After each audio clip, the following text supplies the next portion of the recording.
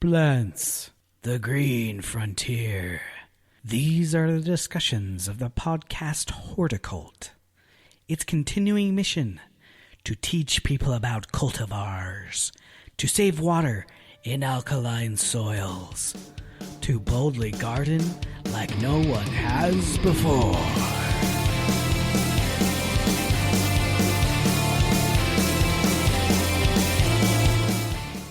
Welcome to the Horticult. This is Beef Lane.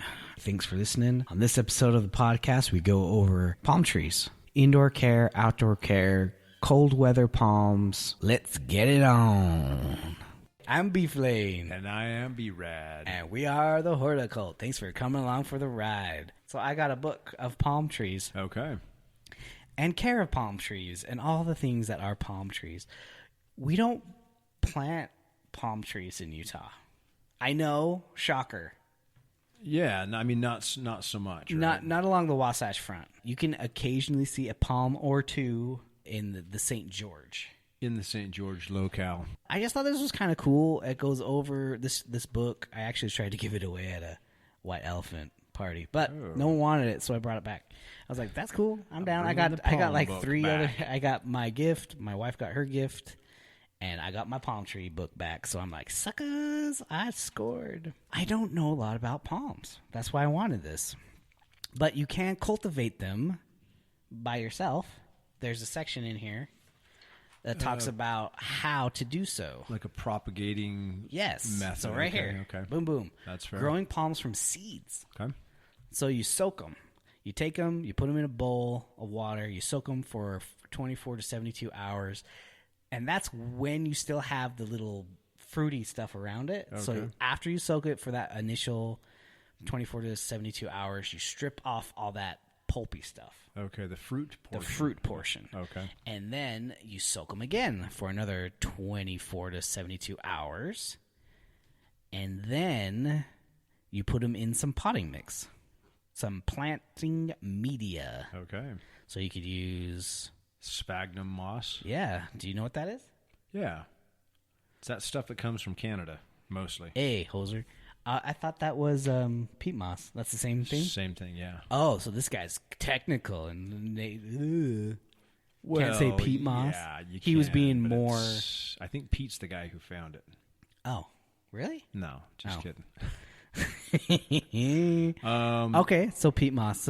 Yeah, it's a soilless mix. A soilless mix. Yeah, so a soilless mix is basically a sterile soil. That's why I was kind of... Okay, after you do that, you put it in a bag, it looks like.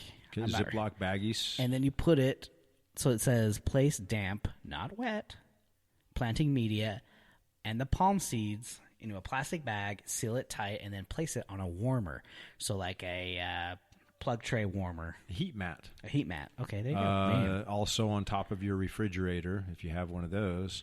Oh, it's just kind of warm. Is warmer, yeah. Okay. Yeah. And then it doesn't really say how long you do it. Am I missing that? Well, you just keep it on there until it germinates.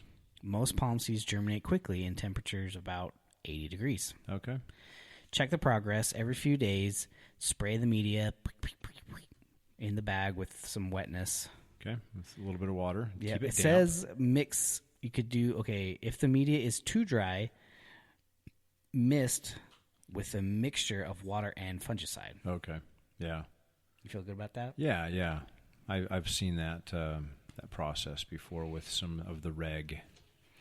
And then the suckers will sprout. Pretty cool. That is really, you just transplant really neat. Well, I was just curious about a particular variety, and I don't know if it's in the palm group or not, but Sure. it's the Let's see. the Joshua tree. No, it's a yucca. Okay, because I have seen Joshua tree with the most of delicate care growing So have I. here in the Wasatch Front. I've actually seen it not delicate. Oh, no way. Yeah. Just randomly It was just placed. It needs well drained.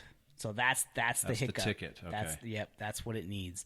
So as long it can handle the cold of the snow, but it can't handle the wetness of the roots. Okay. So you have to have it in a super well draining media. Like a what? A sandy, perlite-y, vermiculite in a berm. Yeah, exactly. That's where I saw it. Southwest side. It was like this gravel berm, and it was all desert cacti. Yeah. And wow. Right in the middle. Okay. Pretty big Joshua tree. Yucca. Okay, so that's kind of diverting from...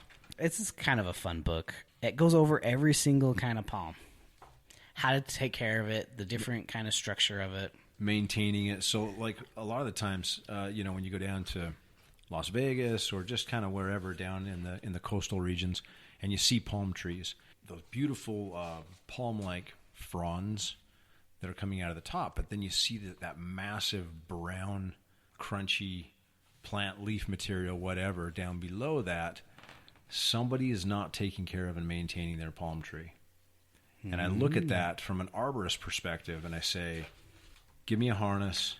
Let's go start. It would be kind of cool to work with palm trees in that fashion, Well, I just found it interesting. So right here, it goes over the different kind of sections of the palm. So you have your trunk, the very bottom, then the leaf scars. So on the way up, that's what you were talking about. Those rings, yeah, they go around. A crown, shaft, inflorescence. I should break these down and talk about them. Well, inflorescence, I mean, what is that? That's in horticulture terms, that's the flower, right? One big old flower. Well, I think the flower, for some reason, is down here in the trunk region. Well, the inflorescence is the flower, and the flower's the pollinating attractor. And then it goes over the crown, and then the little pookie at the top is the spear. Oh, cool. So that's neat. Yeah, the bayonet. I just found it interesting because I don't know anything about palms because we are in a colder climate, but it does have winter care. So there are quite a few palm trees that will be in a more milder climate. We're talking like cold as 7, 8. Zone 7 or 8. And I thought we could kind of discuss the zones. Zones as far as geographically speaking. So the zones are an average annual low. So that's how they're not talking about high. They're talking about the low. Okay, and it's in Fahrenheit, right? I mean, yeah. So we talk it in Fahrenheit. Yeah. Well, the rest of the world talks in Celsius. Well, that's why we're American. We can do what we want. Okay, that's fair. I don't understand. For a palm tree to successfully live, and I know there's many, many different varieties out there, but we're talking the winter hardy ones, the cold hardy ones, 20 degrees Fahrenheit. That's kind of the breaking point. Yeah. So it could probably withstand some cooler temperature than that for a very short period of time. Okay. So St. George, unless St. George is this little nugget of 8. It's a nugget. It's 7 and 8. And this has changed. This book was in 2017, I think. 18. Okay, so it's fairly. So it's gotten a little warmer. Like they just changed it, like just barely. Yeah, I was thinking if you were to say like 2001. Oh, it's 2007. So this is a little old. Yeah, things are changing daily. Cold hardiness. This book is pretty cool. It goes over planting him. I figured we would talk about the cold weather care, the winter care, because that's kind of what we deal with, and then talk about indoor care of palm trees. Oh, wonderful. Yeah. So here we go. There's some little tricks that I thought were interesting using the spray that makes it so the water doesn't clump up on it. Yeah, the anti-desiccant. I thought that was kind of a cool little trick. So you spray it so it'll just slough off. It helps close the stomata a little bit and creates more of a waxy epicuticular surface of the leaf. So it protects it from the cold, but then also reduces the amount of maybe transpiration, evapotranspiration. It gives it a little waxy coating. Yeah. That's pretty cool. Yeah. So that's one way you can do it if you are in like St. George and there's like some snow coming or something. You can spray it. In preparation. In prep. Yeah, totally. Okay, cool. It does also have a little soil warmer kit. Oh, I thought that was... I didn't realize that was a real thing. A low wattage cable that can wrap around the root ball. So that must be when it's in a pot. As you plant it, you wrap this around it and put it in the ground, and then you kind of plug it in. I guess so. That's probably what you could do. Yep. That's interesting. Yep. And obvious ones are we wrap them. Okay. So we insulate. I've seen them wrapped before. With straw, with a frost blanket. Okay. So this is like different ways you could do it. Yeah. So you could just do just straw. You can add a frost blanket with the straw. The way that it has it, it looks like there's 2 poles up, put the straw in, and then they wrap it with like a twine. Yeah. And then they put the blanket around that, or then you could put plastic wrap. That's a lot of work. I mean, that is a huge amount of work. It says the plastic wrap will add at least 10 degrees of colder protection. Interesting, yeah. It says spray your palm with a fungicide before wrapping. That's a good idea, yeah. Keep botrytis and other pathogens out. And with a light freeze, so that's more of like straight up winter wrapping her up like that with the straw. But in a light freeze, you could just cover it with plastic, just kind of like what we do with like tender vegetables before we can harvest them. We just cover them up with some plastic, making a mini greenhouse. Yeah. You know, something I had heard through the grapevine as far as what really affects palms in the winter. Of course, it's the cold temperatures, but what really hurts palms and cactus in the winter is when water or snow or rain or whatever gets into the top part of the plant. It sits there and freeze thaw, and then it will then push rot. It'll create a rotting environment, so an anaerobic environment, and the plant cannot get rid of that, right? It's not evaporating, it's not draining properly, it's not meant to be in that environment. So that pool of water kills out the palm and or cactus. Pests and diseases can be a problem. Yeah. Aphids. Most aphids or scale can be controlled with a soapy water. Okay. Easy, yeah. Organic-ish. Fusarium wilt. Fusarium wilt. Okay. All right, let's get into indoor.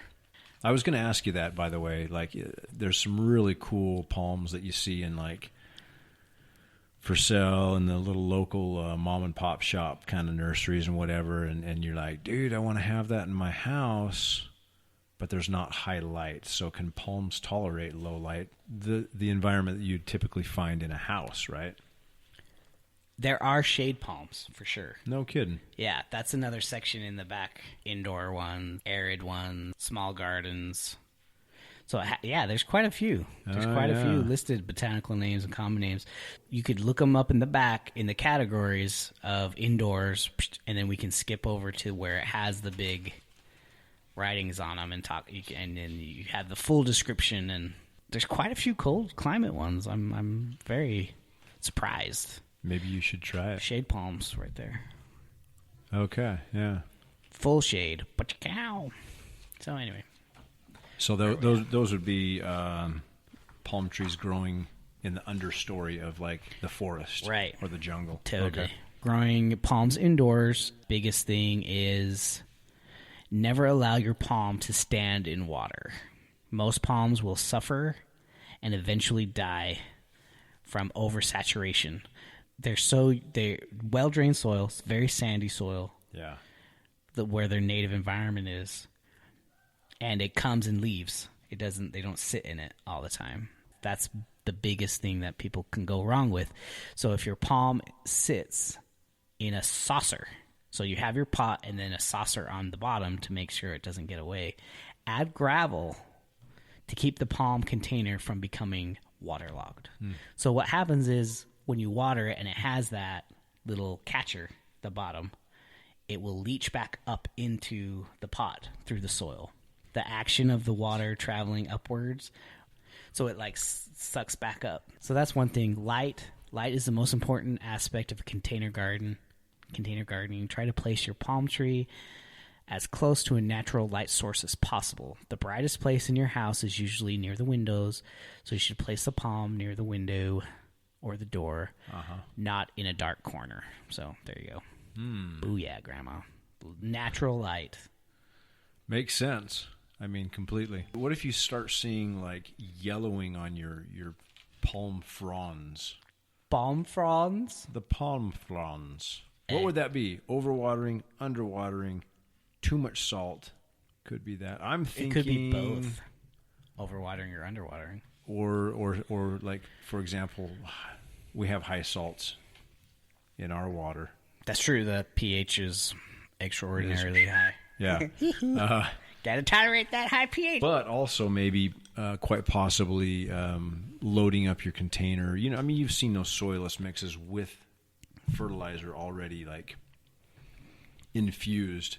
Palms are going to react in a way to where they would end up getting some yellowing along the margins because the plant's just like, dude, I'm trying to get this salt out, or it's burning my root hairs. I'm in pain. You know what I'm saying? Right. Like that's how plants let you know. That's kind of how they're speaking, really. They can't tell you verbally. They have to show you visually, Blaine. It's true. It's true. As they start to die. So here's a one that we probably have an issue with in Utah because we have a very dry climate. Okay. It's humidity. They prefer high humidity. Okay. So that could be a little issue. But our heating and air conditioning systems create an environment with dry air. The kitchen and the bathroom are typically the most humid areas in the house. So you could stick them in there for a little while to rehumidate them. The lady palm? That's the one I recognize right there. Is that the one that had the mites Rafis. at Marinda? Yeah. that had what, mealybug? For sure. And you put the those mites on it or whatever? Yeah, the beneficial mites. Yeah. Yeah. Kentia palm? Mm-hmm. Nanthabella palm. One of the most commonly grown is that. Mm-hmm. Nurseries, big box stores. Don't let your palm get root bound, so you got to change out the pot size. Repot your palm when the roots begin to fill up the container. The root ball should pull out of the container in one complete mass, with most of the soil clinging to the roots. As a rule, you should repot indoor palms about every 2 years. Yeah. That's not an overwhelming amount of maintenance and 2 years. Come on. That's not bad. Yeah. If you can keep it alive for 2 years, it deserves to be replanted. Don't over-fertilize. Booyah.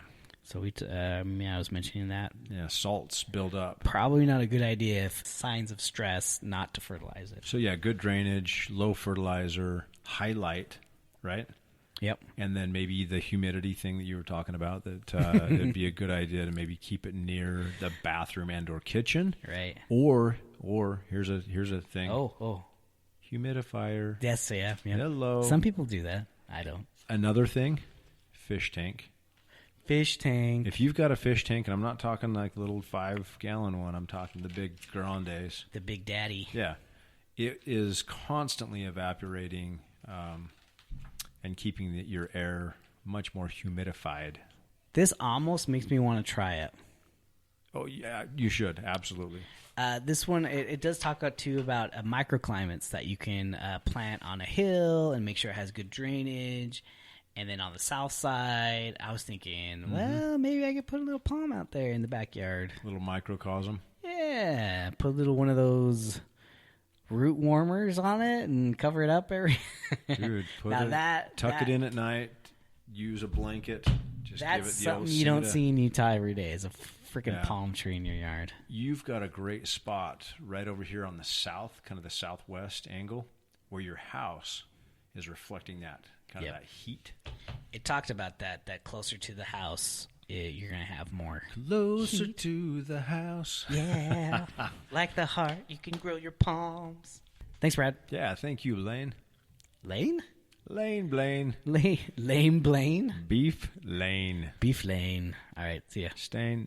All right, well, there we go. That was number 98. Cold climate palms. I want to thank Brad for coming and doing this podcast with me. I want to thank you podlings out there, wherever you are. Thank you so much for listening. You can find us on the YouTube, Twitter, Facebook, all the Horticult. Like, subscribe, share, comment, rate, do all those things. Helps the podcast a bunch. Don't forget to give us a shout out and let us know what you want to hear about. Plant on, Babylon.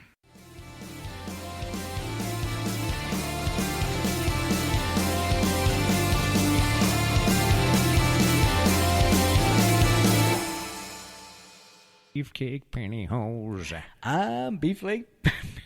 Beeflane pantyhose. Your beefcake pantyhose. Beefcake pantyhose.